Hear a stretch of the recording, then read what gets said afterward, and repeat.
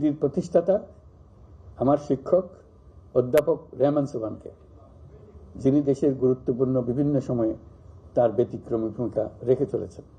৩০ বছরের এই দীর্ঘ যাত্রায় দেশে এবং দেশের বাইরে সিপিডি একটি স্বনামধন্য থিঙ্ক ট্যাঙ্ক হিসেবে পরিচিতি পেয়েছে।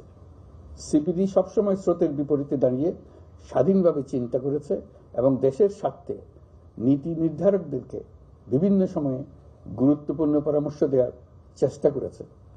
দেশের সাধারণ মানুষের সামগ্রিক অবস্থার পরিবর্তন এবং দারিদ্র্য দূরীকরণের জন্য যে চেষ্টা আমি সারা জীবন ধরে করেছি, সিপিডির কাজে সবসময় আমি তার প্রতিফলন দেখেছি।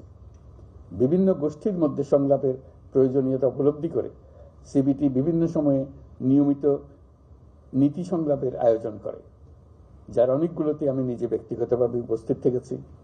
তাদের নীতি বিশ্লেষণ ও গবেষণা কার্যক্রম দেশের সার্বিক